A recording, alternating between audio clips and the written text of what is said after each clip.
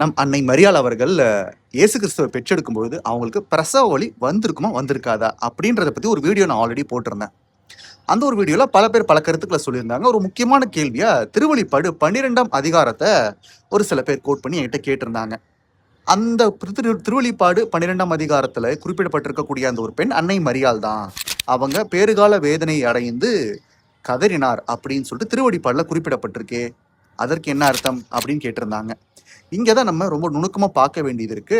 திருவெளிப்பாடு அந்த காட்சியை அவர் அதுல எழுதியிருப்பார். ஸோ அதனாலதான் திருவெளிப்பாடு அப்படின்னு நம்ம அதை சொல்றோம். திரு வெளிப்பாடு அப்படின்னு. இந்த ஒரு திருவெளிப்பாடு அப்படின்றது ஒரு நபரை சார்ந்தது மட்டும் கிடையாது, நம்ம திருச்சபையை சார்ந்தது. நம்ம திருச்சபை நம்ம என்ன சொல்லுவோம்? அன்னை அப்படின்னு சொல்லுவோம். திருச்சபை தான் அன்னை. அப்ப தந்தை யாரு? கடவுள் தான் தந்தை.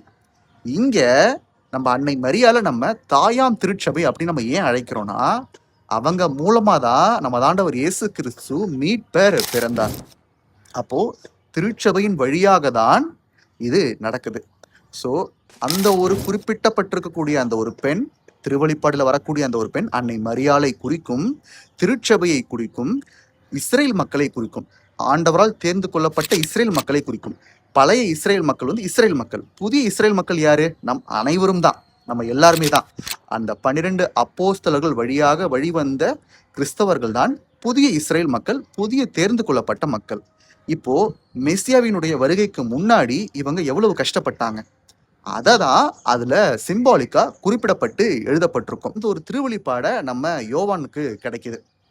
அதே மாதிரி எசையா 66ஆம் அதிகாரம் 7ஆம் இறைவசனத்துல தெளிவா போடப்பட்டிருக்கு. பேறுகால வேதனை வர்றதுக்கு முன்னாடியே சியோன் மகனை பெற்றெடுத்தாங்க, அதுவும் ஆண் மகனை பெற்றெடுத்தாங்க அப்படின்னு. நம்ம எல்லாருக்குமே தெரியும். பழைய ஏற்பாடு என்னது? வாக்குறுதிகள். புதிய ஏற்பாடு அதனுடைய நிறைவேற்றம். நம்ம தான் அவர் இயேசு கிறிஸ்துவே தெளிவா சொல்லியிருப்பாரு, நான் பழைய ஏற்பாட்டை அழிக்க வரவில்லை, ஆனால் நிறைவேற்றவே வந்தேன் அப்படின்னு சொல்லிட்டு. பழைய ஏற்பாட்டுல அந்த ஒரு வாக்குறுதி கொடுக்கப்பட்டுருச்சு, அடையாளமாக கொடுக்கப்பட்டுருச்சு. புதிய ஏற்பாட்டுல அது நிறைவேற்றப்பட்டது. அன்னை மரியாள் அவர்கள் இயேசு கிறிஸ்துவை பெற்றெடுக்கும் பொழுது எந்த ஒரு வழியும் இல்லாம அது ஒரு மிராக்குலஸ் பர்த்தா தான் இருந்தது.